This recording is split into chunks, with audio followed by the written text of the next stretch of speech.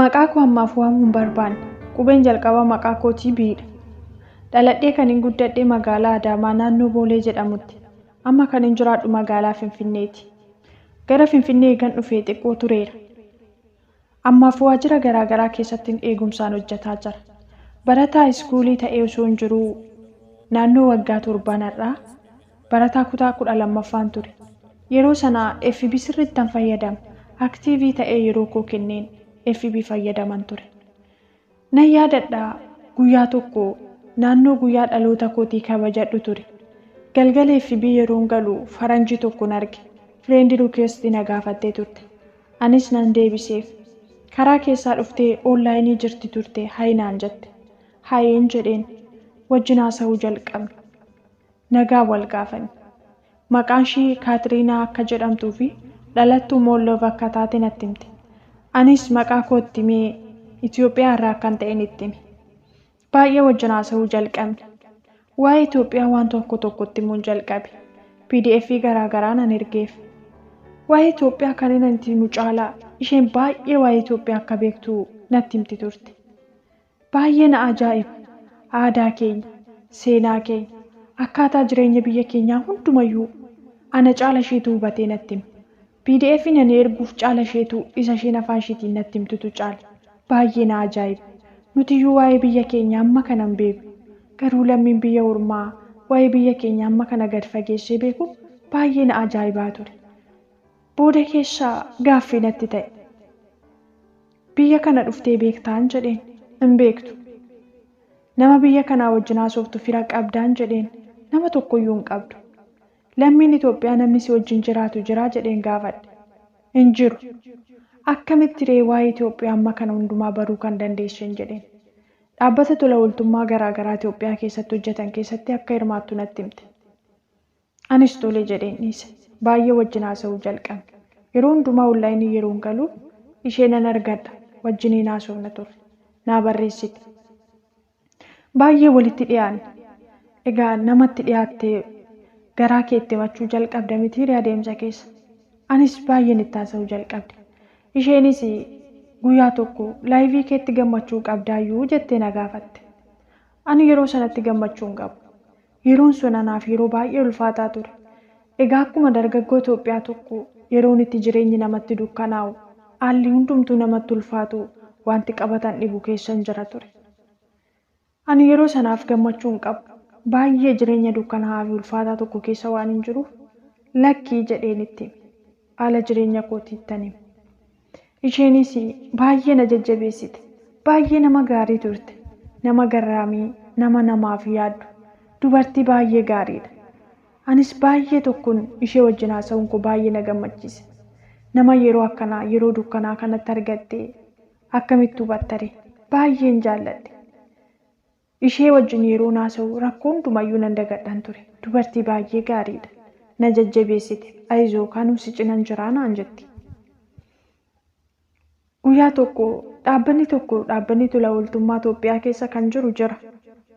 Dhaabbata sanatti si dabaleeni isaan akka si gargaaran hin godhaa. Dhaabbanni sun dhaabbata tola ooltummaati. Dargaggoota kaayyoo qabanii garuu immoo kaayyoo isaanii milkeessuudhaaf humna dhabanii fi gargaarsa garaagaraa godhaa. Isaan wajjiniin wal si quunnamsiisaa naan jette. Toleen jedheen. Kontaaktii isaanii naa kennitee bilbilii fi haasofsiisii naan jette. Tole jedheen harkaa fuudha garuu hin bilbilleef ani faamilii wajjinan jiraadha. Barataas waan hin tureef immoo yeroo sanatti nama faana haasa'ee hin beeku. Hojii akkanaa keessa galee waan hin beekneef hin bilbilleef hin ture. Deebitee yeroo lammaffaaf bilbiltee fiittaa jettee na gaafatte. Hin bilbilleen jedheen. Isaan wajjiniin akka ati bilbiltee fi wal quunnamtuuf isaanitti meera. Si haasofsiisu waan ta'eef bilbilii fi naan jette. Tole jedheen bilbileef. Bilbilaan kaasan. Irra deebi'ee gara galgalaan bilbileef. Nama guddaa sagaleensaa furdaa ta'e tokkotu bilbilaan irraa kaase. Nagaadhaan naan jedhe. Nagaadhaan jedheen. Maal si gargaaruu naan jedhe. Gara dhaabbata keessanitti dabalamee isin waliin hojjechuun barbaadaan jedheen. Tolee iimeeyil akkaawuntii banadhuutii nuuf ergii achirraatii wanta siif erginutu jira naan jedhan. Anis iimeeyil akkaawuntii koo nan ergeef. Iimeeyil akkaawuntii koorraanii foormiin guutuu naaf ergan. Yeroo sanaaf baay'ee waan nama rifachiisu ture yeroo foormii sana argu. Wantoota kitaaba garaagaraa fi kitaaba amantaa garaagaraa fi fiilmii irratti argu ture. Fakkeenya 666 loogoo roga sadii qabuu fi birhaan fininxaaxii wantoota ija qabu ture. Anis baay'ee rifadhe. Garuu homaa gochuu waan hin dandeenyeef Kaatiriinaanis akkuma naan jette dhaabbata tola ooltummaatii dargaggoota kaayyoo qaban milkeessuudhaan naan jette waan ta'eef foormii sana guutuun jalqabe. Foormicha irratti gaaffiin jiru waanuma keessa namaa jirudha. Maqaan kee eenyu? Umuriin kee meeqa? Kan jedhu. Kaayyoon kee maali? Maal hojjechuu barbaadda? Gaaffiidhuma keessa namaa jirudha. Anis isa hunduma isaayyuu nan guute. Eegan isa guutee booda dhumarratti marragaagacaa yookaan qabxii murteessoo kan jedhutu saanduqi jira. Murteessiteettaa jedha. Kaatiriinaanis akkuma natti himtetti dhaabbata tola ooltummaa kaayyoo dargaggootaa milkeessuudha waan ta'eef ani immoo kaayyoo koo milkeessuu waan hin barbaaduuf yeroo sanaa fi qarshii waan na barbaachisuuf jireenya ulfaataa keessas waan hin jiruuf eeyyee jedheen guute. Kaatiriinaanis akkuma natti himte namtichi bilbila natti haasaa tures akkuma natti hime immoo foormii yeroo jalqabaaf egaa guuttee booda akka dhaabbataaf sii ta'uuf yookaan immoo hojii sanatti galuu akka dandeessuuf qarshii 15,000 siif galchinaa naan jedhan. Isheenis qarshii 15,000 sii galchuu foormii yeroo jalqabaatiif yeroo guuttee naan jette. Anis kan hundumaa guuteen nan ergeef. Namni iyyuu naaf hin bilbille. Nan yaadadha guyyaan isaa kamisa ture. Ani gara ganamaan ergeef. Naannoo sa'aatii 10 yeroon ga'utti namni tokko iyyuu naaf hin bilbille ture. Akkaawuntii koorraa qarshiin 15,000 galee jira. Yeroo sanaaf qarshii sana yeroon argu baay'een gammade. Abbaa koo baay'een jaalladha. Abbaan koo ana guddisuudhaaf gatii guddaa baase. Hojjetaa mootummaa itti gaafatamaa ta'ee otoo jiru biiroodhaa ari'atamee gimbanyaa ta'ee hojii humnaatiin nu jiraachisaa jira. Haati koo yeroo dhukkubsattutti isatu hojii humnaa hojjetee Naazireet magaalaa walakkaatti namni guddaan gadi bu'ee dhagaa falaxee haadha koo jiraachisaa ture. Ani barataadha. Homaayyuu isaaf gochuu hin dandeenye. Waa'een abbaa kooti yeroo hundumaa na dhukkubsa. Fuulli isaa ifee guyyaa tokko argee utuu hin du'ee anaaf hawwii kooti. Garuu homaa godhee abbaa koo gargaaruu hin dandeenye. Baay'een na dhukkuba ture. Waa'ee abbaa kooti yeroo yaadu baay'een gadda. Gaafan qarshii kan argadhu garuu abbaa koo guyyaa tokko gammachiisee fuula isaa ifuu argee darbaa laata kan hin jedhutu fuuldura koo dhufe. Yoomumaan gammachuu abbaa kootii arga kan jedhus gaaffii guddaa keessa koo fi hawwii guddaatu na keessa ture.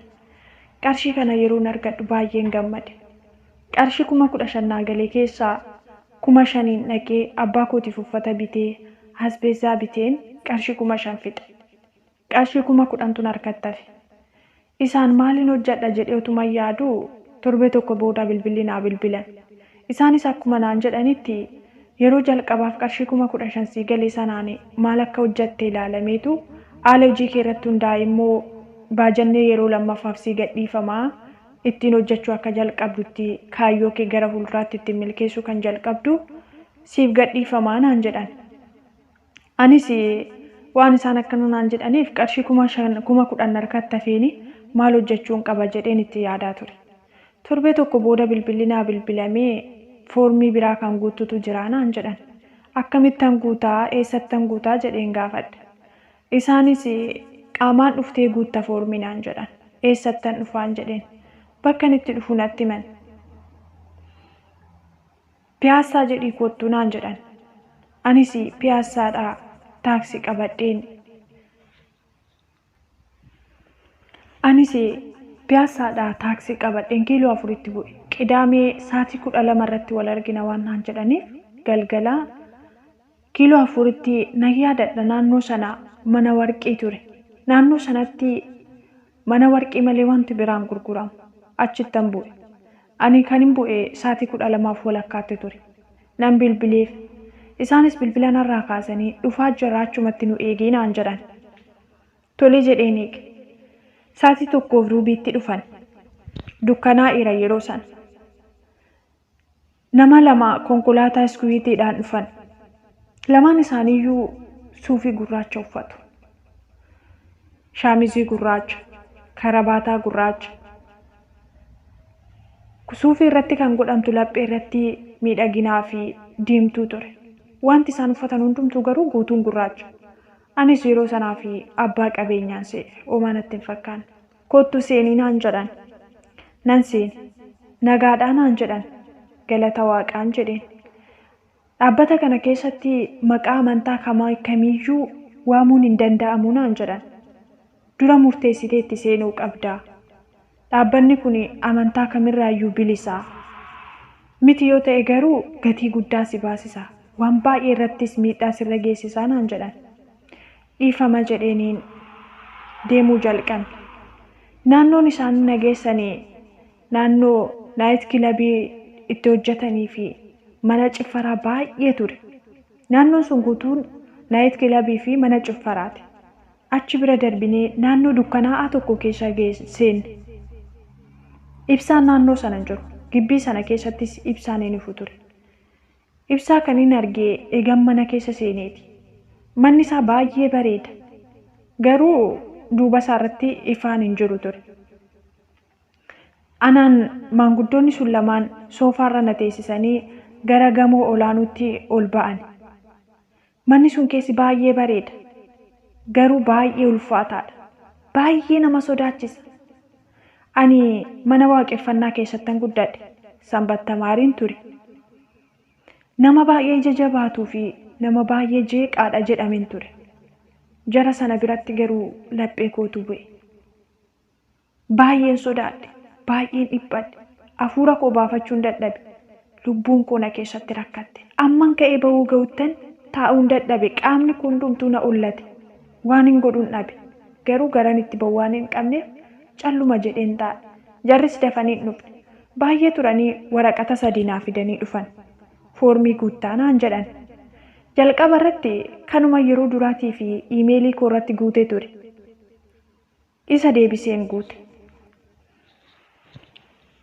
Waraqaa lammaffaa irratti maragaagacaa kan jedhu ture. Murteeffannaa kan jedhu. Hojii keenyatti galuuf maaltu si kakaase?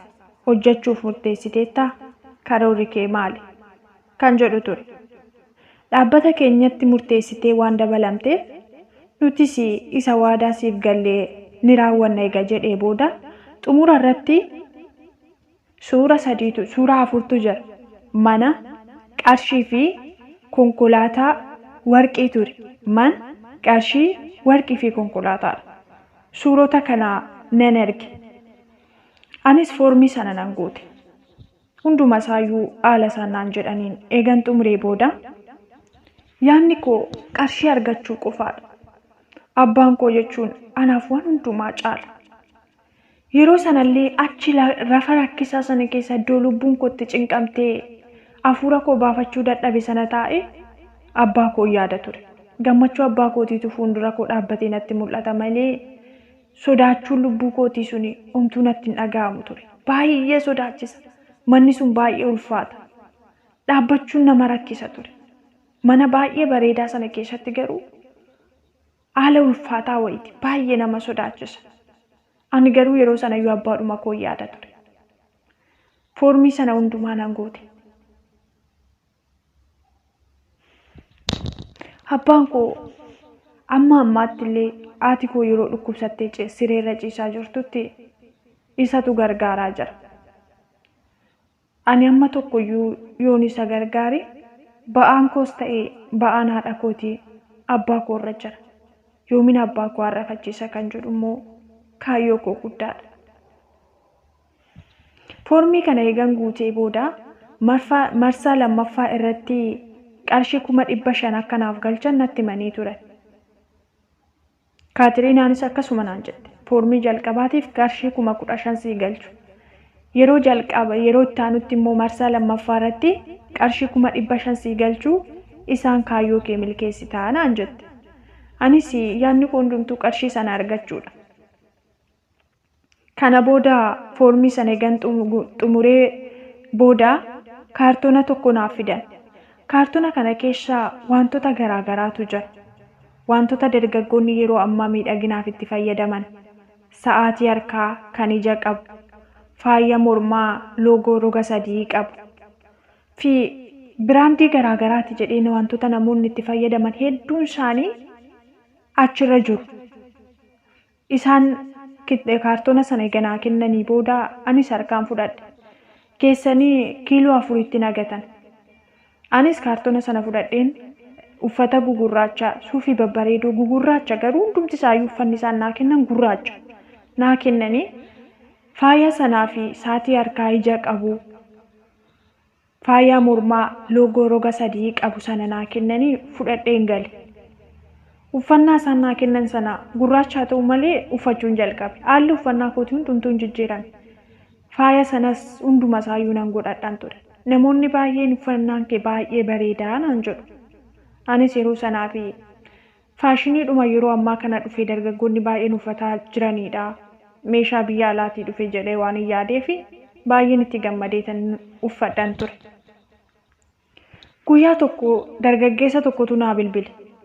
Anis bilbila jalaan kaase. Foormii guutuutu jira naan jedhe. Kottuuti kitaaba fudhadhu. Isa booda akkaataa kitaabni sun jedheeni jiraattaa naan jedhe. Anis nan deeme bakka isaa. Kitaaba sana nan fudhachuudhaaf yeroo dhaqutti bakkuma gaafa jalqabaa nageessan sana ture. Halkan malee dhufanii nan fudhatan. Garuu shakkiin keessa koo dhufuu jalqabe. Maaliif akka isaan halkan deeman? Naannoo sana namni tokkoyyuu akka hin barree fi guyyaa hin deeman. Naannoo sanatti ibsaan hin ifamu. Gibbii keessatti ibsaan hin ifu. Garuu ibsaan kan ifu mana keessatti qofa ture. Namoonni achi keessa jiran hundumti isaaniiyyuu uffata gugurraacha uffatu. Baay'ee gaaffii natti ta'uyyuu garuu akkuma dhaabbatichaatti namni hundumtiyyuu namni achi keessa hojjetu uffata gurraacha uffataa jedheetan hin yaade. Isa booda kitaaba fidanii naaf kennan. Asirraatii dubbistee akka kitaabni kun jedhutti jiraattaa naan jedhan. Kitaabichi biluu kalariidha yookaan samaayaawii malkii jechuudha. Mata duree isaarratti kan barreeffamee jiru kitaabichi Illuminaatii jedha. Illuminaatii kan jedhu kana yeroo dubbisu baay'ee rifadhe. Maal jechuudha jedheen gaafadhe. Ati kana booda dhaabbata 666 yookiin Illuminaatiitti dabalamteettaa naan jedhan. Kitaaba kana torbee tokkoof hin dubbista. Akkaataa kitaabni kun jedhutti jiraachuu qabda. Waaqni kee Luusiferiidha. Isa galateeffatta. Isa kadhatta.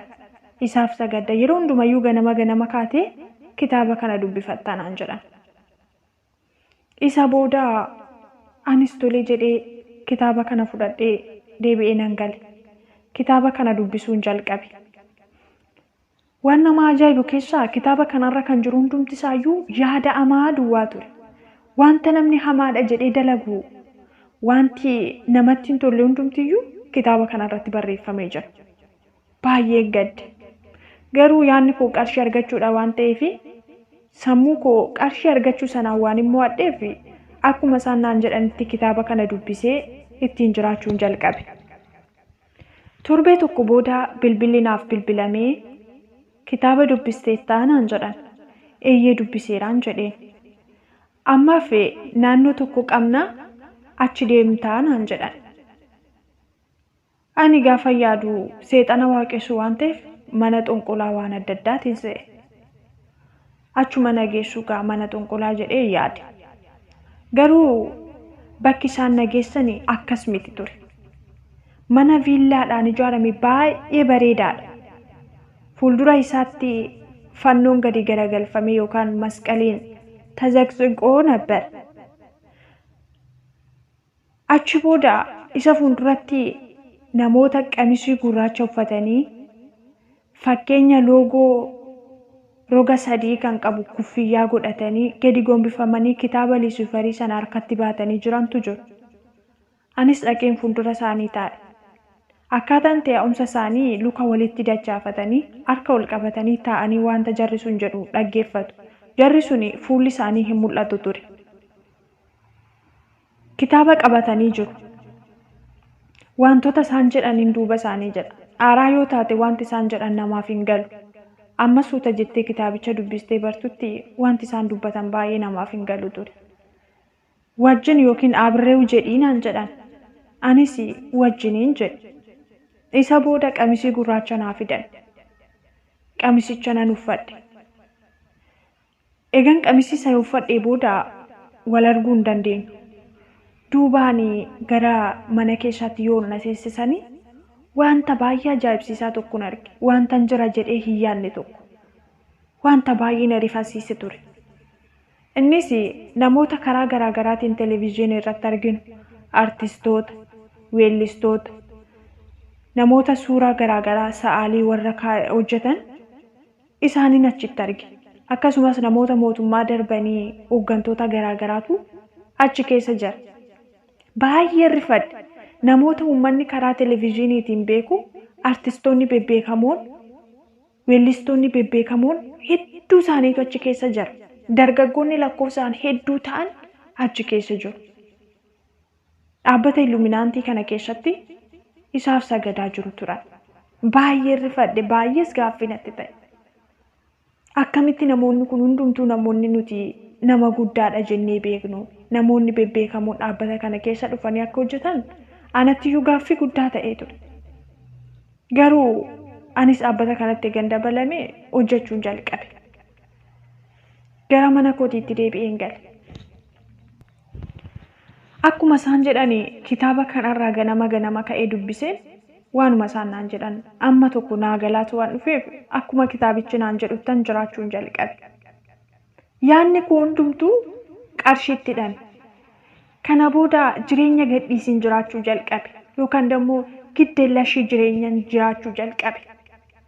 Omtuu natti hin dhaga'amu. Yaada hamaa malees yaada gaarii yaaduun nan dhiise. Yaanni koo hundumtuu qarshii argachuu ta'e. Akkuma kitaabichi naan jedhuun ta'uu jalqabe. Hojjedheen jijjiiramaa, waan gaariin hojjedhaa, maatiif yaaduu, omtuu keessa koo hin jiru. Karaan qarshiitti argadhu qofan barbaaduu jalqabe. Yaanni jara kanaas immoo sammuun namaa qarshiitti akka hidhamu qofa. Sammuun namaa qarshiitti hidhameera taanaan uumaan dagatu waan gaarii hojjechuun dhiisu. Waaqni isaanii qarshiidha. Dhaloonni rakkina isatti dhufu hundumaa lakkaa'ee rakkina dadhabee gara isaaniitti qarshiidhaan sammuun isaa joonja'ee gara isaanii akka dhaquudha. Isaanis qarshii fuuldura qabanii dargaggoota gara dhaabbata kanaatti dabaluudha yaadni isaanii. Anis sammuun koo egan kitaabicha dubbisee booda qarshii dhumatti hidhame. Waan biraa yaaduu nan dhiise. Anis waaqa uumaa koo nan dagadhe. Yaadni koo hundumtuu qarshii irratti hidhame. Garuu nan sodaadha. Baay'ee jireenyi koo na sodaata ture. Garuu qarshii kana argachuudhaaf waan kamiyyuu gochuu akkan qabu murteesse. Waan nama ajaa'ibu keessaa wantoonni namoonni biyya keenya keessatti utuu hin beekin itti fayyadamaa jiran kan dhaabbata sana keessa jiru waan hedduudha. Dargaggoonni hedduun faashinii godhanii wantoota dibataaf oolan garaagaraa kan itti fayyadamanii wantoota dhaabbata sana keessa jiranidha. Dargaggoonni yookaan dhiironni geexii gurraa kan isaan godhatan kitaaba sana irratti barreeffamee jira. Shittoon akka biyya keenyaatti doolsheebaa kan jedhamu kan namoonni hedduun jaallatanii itti fayyadaman dhaabbata jara kanaa keessaa kan ba'edha. Jara kanatu oomishee jechuudha. Anis dhaabbata kana keessatti yeroo hedduu ji'oota dheeraa lakkoofsiseera. Jireenyi koo hundumtuu natti dukkanaa'aa dhufe. Hin hojjedhu. Waan gaarii yaadu. Uumaa koo dagadheera. Baay'ee jireenya bitaa namatti galu keessan gale. Jireenyi koo hundumtuu natti dukkanaa'e. Waan tokkoyyuu harka koo irraan qabu. Jarris egaa haala kanaan na adeemsisuu jalqabanii qarshii yeroo jalqabaaf 15,000 naa galchan malee qarshii naaf hin kennine ture. Marsaa lammaffaa irratti 500 sii galchinaa naan jedhan. Garuu omaayyuu naaf hin galchine turan deebi'anii. Guyyaa tokko jireenyi koo baay'ee waan natti dukkanaa'ee fi ajajuu qabu turan. Anis gara sana deemeenii qarshiin akka na barbaachisuuttani. Isaanis seeratu jira akkaataa natiitti qarshiin kunii fi konkolaataa manni wantoonni si barbaachisu siif galane seeratu jira waan ta'eef seera kana guutuu qabdaa naan jedhan. Anis gara ajajjuu sanaa nan deeme. Naannoon sun naannoo Garjeeti. Namoonni baay'een namoonni abbaa qabeenyaa ta'an naannoo sana jiraatu. Manni waaqeffannaa isaanii achidha. Namoota hedduutu dhaqee achitti waaqeffata. Ajajjuu kana bira dhaqee qarshiin akka na barbaachisuun itti hime. Dirqama qarshii argachuudhaaf immoo namni dhaabbata sana keessa hojjetu namni tokko nama fiduu qaba. Yoo xiqqaate ji'a 3 keessatti nama 50 amansiisee gara dhaabbata sanaatti dabaluu qaba. Waan baay'ee nama gaddisiisu keessaa dargaggoonni baay'eetu guyyaa guyyaatti gara dhaabbata sanaatti dabalamu. Yoo xiqqaate guyyaatti nama 150 aga 300tu dhaabbata sanatti dabalamu. Garuu jireenyichi baay'ee ulfaataadha. Baay'ees kan nama gaddisiisudha. Biyyi keenya garamitti akka deemaa jirtus gaafa yaadu baay'ee na gaddisiisa. Guyyaatti dargaggoonni 300 dhaabbata kanatti dabalamuu jechuun amma biyya keenya keessatti dhaabbanni kun hojii namaan kun babal'ataa akka jirutu na yaachisa. Namicha kana gaafan gaafadhu dirqama ji'a 3 keessatti nama 50 dabaluu qabdaa isa booda qarshiin kun sii gadhiifamaa naan jedhan. Anis toleen jedheen. Innis kitaaba tokko kitaaba Illuminaatii kana kan gubbaa isaatti Illuminaatii jedhee barreeffamee jiru kana naa fide. Kanaan kakadhu naan jedhe. Dhaabbata kanatti dabalameera nama hojjechiisee naan fida jettee akkan kakadhu wayii waan akkasii ture. Kitaabicharraa harka koo yeroon kaa'u harki koo akka nama elektirikiin qabeetti na butame. Isaa booda ani namni nama tokkoyyuu dubbisee amansiisuu hin dandeenye ija jabumaan hin guutan. Ji'a 1 fi torbee 2 keessatti nama 15 amansiisee gara dhaabbata kanaatti dabalame dargaggoota naannoon jirurraa. Bakka jireenya gadhiisii hin jiraadhu. Qarshii argachuudhaaf du'us jiraadhus jechuun jalqabe. Jireenya du'aaf jireenya gidduu jiru tokko jiraachuu jalqabe. Ji'a 3 keessatti waan baay'ee nama ajaa'ibu nama 56 amansiisee gara dhaabbata kanaatti dabalame. Isa kanaaf baay'een gadda. Isa booda ji'a 3 keessatti nama 56 amansiisee gara dhaabbata kanaatti eegan dabalee booda gara sana deemeen ani hojii koo xumureera. Kana booda isinis wanta waadaa naaf galtan naaf raawwachuu qabdu jedheen gaafadhe. Isaanis ammas wanti si hafee jira naan jedhan. Maaltu na hafee jedheen gaafadhe. Manni konkolaataa fi qarshiin akkasii gadhiifamuu fi wanta si hafe kana raawwattaa naan jedhan. Maaliidha wanti na hafee jedhee gaafan gaafadhu kakuu dhiigaan galtu qabdaa naan jedhan. Kakuu dhiigaan egaa galee booda immoo tasuma dhaabbaticha keessaa du'as ta'u jireenyaan bahuu hin danda'u. Amma lubbuutti illee wareegamuu hin danda'a. Namni na reebuu danda'a. Namni na ajjeesuu danda'a. Wanti hundumtuu immoo paappilikii bahee nama hunduu fuulduratti mul'atu. Akkaataan itti ani nama nagaa gaafadhu illee uffannaan koo illee haalli koo hundumtuu dhaabbata kana keessa jiraachuu koo ifatti baaseetiin mul'isaa deema. Ani garuu kanatti galuu hin barbaanne. Kakuu dhiigaa kana tasumallee hin galuun jedhee nan dide. Kanatti galuu baannaan dhiibbaa guddaatu sirra ga'a. Dirqama qarshiin kun akkasii gadhiifamu qarshii yoo barbaadde kakuu dhiigaa kana galtaa naan jedhan. Ani garuu kakuu dhiigaa kana hin galu jedhee tan dide. Achi baheen gara mana kootii nan gale.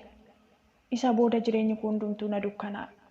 Waan hin qabadhuu fi waan hin dhiisu waliin wallaale. Guyyaan halkan natti ta'e. Isaanis eegan achi keessaa bahee booda guyyaa guyyaadhaan na barreessu turan. Miseejii naaf ergu. Baay'ee na doorsisu, na sodaachisu. Kana booda harka keenya keessaa bahuu hin dandeessu. Lubbuun kee harka keenya keessa jirti. Si ajjeesnaa naan jedhu. baay'ee sodaachuun jalqabe. Baay'ee lubbuun koo na dhiphate. Garan itti baqadhuun dhabe. Ani garuu du'aa ta'u malee kakuu dhiigaa galee maatii koo boodara maatii koorra rakkoo ga'u yaaduun jalqabe. Kakuu dhiigaa kana hin galu jedhee waan hin dideef kitaaba isaanii, uffata isaanii, wantoota isaan naaf kennan hundumayyuu baaseetiin walitti qabee nan gube. Kana hundumayyuu natti himu. Wantoota nani guyyaatti daqiiqaa tokko keessatti hojjedhe hundumayyuu naa barreessanii natti himu. Baay'ee na hordofaa akka jiran naa gale. Waan nan dubbadhe hundumayyuu natti himu. Baay'ee na sodaachisuu jalqaban. Baay'een dhiphadhe. Filannoo biraa waan hin qabnee fi bilbila koon jijjiire. Bilbila koo yeroon jijjiiree bilbila haaraa banadhus FB haaraa banadheen. Jireenya haaraan jalqaba yeroon jedhutti isaanis deebisanii naa bilbiluu jalqaban, naa barreessu. Isa booda baay'een jeeqame. Karaa kanaanis natti dhufuun isaanii bakka harka isaanii keessaa akkan bahuu hin dandeenyetti fudhadhe. Baay'een dhiphadhe, nan sodaadhe. Guyyaa tokko maatii bira utuu hin jiruu osoon hin beekin nan iyyeen dubbadha. Maatiin amma rifatanii maal ta'inaan jedhanitti nan iyyan ture. Nama hundumaa sodaachuun jalqabe. Taaksiidhaan hin deemu. Taaksiin hundumtiyyuu kan isaanii natti fakkaata. Nama yoon arge namni hundumtiyyuu isaan natti fakkaata. Lafa qofaan deemu. Halkan hirriban qabu. Dhufanii waan na ajjeesan natti fakkaata. Waan baay'ee sodaachisaatu jireenya koo dhuunfate. Baay'een dhiphadhe. Namni amma maatiin koo amma sammuutu dhukkubsate jedhanitti hanga'e. Sodaa guddaatu jireenya koo guute. Guyyaa tokko utuun asfaaltii irra darbaa jiru namicha yeroo jalqabaatiif dhufee na fudhateen arge. Innis natti siqee maanan goonee harka isaatiin natti seerate. Isa booda galee hirriban dhabe. Ciisuu hin danda'u. Halkan guyyaa nama tokkotti dabalamee jiraachuu hin danda'u. Lafa qofaa dhaabbachuu hin danda'u. Baay'een jeeqame. Waan hin godhu wallaale. Guyyaa tokko nan yaadadha. Guyyaa sagada Maariyaamii ture. Ani mana waaqeffannaa keessatti guddadhe. Waa'ee macaafa qulqulluu sirriittan beeka. Garuu kan inaan gowwoomfamee fi qarshii argachuudhaaf. Maatii koos rakkina keessaa baasee ofii kootiifis rakkina keessaa ba'uufan ture. Guyyaa sana namoonni mooraa keenya keessatti waa'ee mana waaqeffannaa haasa'u turan. Waa'ee macaafa qulqulluu dudubbatu. Achi keessaa ba'uun barbaade baay'een cannaqame. Dhaggeeffachuus nan dadhabe. Isa booda nan ba'a gara safara biraatti naannoo biraatti hin deema jedhee yoon ba'utti naannoon suni manni waaqeffannaa naannoo sana waan jiruuf karaan itti darban hin jiru. Namoota hedduutu achi jira ture. Anis dhaabbadheetan itti yaade. Kana booda anaaf qorichi hin jiru. Mana yaalaas yoo dhaqee dhibee koo kanaaf qoricha hin argadhu. Jara kana harkaas baqadhee eessatti iyyuu ba'uu hin danda'u. Biyya kamiyyuu yoo dhaqee jarri kun na hordofaa waan jiraniif sammuun koo boqonnaa hin argatu. Kanaaf wanti ani gochuu qabu gara uumaa kootii, gara sana uumee, gara waaqayyootti, gara mana waaqayyootti deebi'uu qofatu na baasa jedhee murteesse. Isa booda murteessee gara mana waaqeffannaa dhaqeen yaada garaa kootii geeddaradhe. Tsabala deemee, tsabala fudhadhee, barumsa hafuuraa barachuun jalqabe. Isa booda wanti na sodaachisu hundumtuu suuta na gadhiisuu jalqabe. Jarri sunis na barreessuu dhiisuu jalqaban. Jireenyi koo suuta keessaa nagaa argachuu jalqabe. Sammuun koo suuta keessaa nagaatti na deebi'uu jalqabe. Ani ammaa fi galata waaqayyoo haa ta'u. Sodaan sun hundumtuu, ba'aan sun hundumtuu, dukkanni sun hundumtuyyuu na dhiisee sokkeera. Eegan gara uumaa kootiitti deebi'ee, gara mana waaqayyootti deebi'ee, waaqayyoo wajjin walii galee wanti hundumtuu na dhiiseera. Jireenya haaraan jiraachaa jira. Ba'aa ulfaataa keessan ture. Jireenya yaaddessaa fi baay'ee sodaachisaa keessan ture. Ani kanan gaddaa jiru ofii kootiif miti. Namoota jireenya kana keessa jiraatan, namoota dhaabbata kana keessa jiraatan isaaniifan baay'ee gadda. Biyya keenya keessaa namoonni gara dhaabbata kanaatti dabalamaa jiran guyyaatti hanga nama 300 eega ta'e namoota meeqatu dhaabbata kana keessaatti ala bahee jiraachaa jira jennee yoo yaadne baay'ee ulfaata. achi keessatti jireenya dukkanaa malee wanti ifaan jiru. Omaas wanti godhaniif hin jiru garuu sammuu dhalootaa birriidhaan joonjessanii gara du'aatti geessaa jiru. Namni uumaasaa akka dagatu, hojii hamaa akka hojjetu, wanta kitaaba qulqulluu keessatti barreeffamee jiru hundumtuu wanti dhorkaa ta'e achi keessatti eeyyamamaadha. Sammuun dhaloota baay'ee kanaan bitamee gara dhaabbata kanaa keessatti dabalamaa jiru. Isaaniifan baay'ee gadda. Dabalataan immoo wanti dargaggoonni itti fayyadamaa jiran faayaan garaagaraa, uffannaan garaagaraa, haalonni dargaggoonni teeknooloojiidha jedhanii, faaya miidhaginaati jedhanii, faashiniidha jedhanii itti fayyadamaa jiranii dhaabbata kana keessaa kan ba'edha. Wanti hundumtiyyuu milikinni isaanii yookaan fakkeenyi isaanii kun isaaniif hiika guddaa qaba. Dhaloonni baay'een dargaggoonni baay'een garuu hiika isaa otoo hin beekin biraandiidha jedhanii itti fayyadamaa jiru. Isaaniif hojii guddaatu hojjetamaa jira. Kanaaf dhaamsiin karaa kanaan dabarfadhu dargaggootaanii waan hundumayyuu teeknooloojiidha, faashiniidha jettanii osoo hin beekin bittanii ittiin fayyadamina. Waan bittan hundumaa, waan uffattan hundumaa irratti adda baafadhaatii uffadhaatti fayyadamaan dhaamsa kooti. Jarri kun karaan itti isaan sammuu dhaloota kana booji'aa jiran hedduudha. Dhaabbanni isaanis baay'ee babal'atee jira. Namoonni achi keessa jiranis hedduu lakkoofsaan baay'ee kan ta'anidha. Kanaaf Waaqayyo uumaa malee kan nama jiraachisu hin jiru. Qarshiinis yoo dhabame nagaan yoo jiraate malee qarshiin jiraateedhaaf nagaan hin argamu. Iddoo Waaqayyo uumaan hin jirretti tasumallee qarshiin jiraatee fi nagaa argachuu hin danda'an. Jireenya baay'ee ulfaataa fi rakkisaa, jireenya dukkanaa'aa keessa nama jiraachisa. Wanta sammuu namaatti hin tolle nama hojjechiisa. Wanta sammuu namaatiif boqonnaan kenninetu achi keessa jira. Jireenya irras hin gammachiisu laaltanii uumaa keessan gattanii hin deeminaa. Wanti hundumtiyyuu hin darba. Yoo uumaa keessan dhaabbattanii eeggattanii, uumaa keessan sodaattanii inni yoo waan hundumayyuu isiniif guuta. Kanaaf of eeggannoo godhaan isiniin jedha. Namoonni nan dhiifama gaafachuu barbaadu immoo namoota ofii kootiif amansiisee gara dhaabbata sanaatti dabaleedha. Rakkina keessa yoo jiraatan malee namoota jireenya mataa isaanii, uumaa isaanii wajjin walii galanii jiraatan hedduu isaanii amansiisee gara dhaabbata kanaa fide. Isaaniin dhiifama gaafachuun barbaada. Amma naaf danda'ametti immoo namoota kanatti dhiyaadhee dhaabbata sana keessaa akka ba'an nan godha.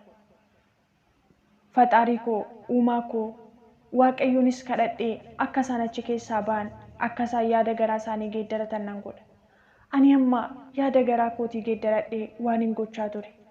Uumaa koo gatee deemee seexanaaf kan hin sagadaa tureef yaada garaa kootii geeddaradhee boo'ee gara Waaqayyootti gaafan deebi'u nagaan koo guutuu ta'e. Dhaloonni achi keessa jiran kunis gara Waaqayyootti deebi'anii yaada garaa isaanii akka geeddaratanii dhaamsa kooti. Akkasumas immoo dargaggoonni baay'een gara bineensa kanaatti akka hin dabalamne, sammuun isaanii akka hin gowwoomfamne namoonni hundumtiyyuu amma isiniif danda'ametti Waaqayyoon akka kadhattan, of eeggannoo akka gootan, qarshii irratti yaadni keessan akka hin hidhanne, ammamiyyuu rakkattanii wanta Waaqayyo keessa hin jirre keessaa akka hin galle adaraan isiniin jedha.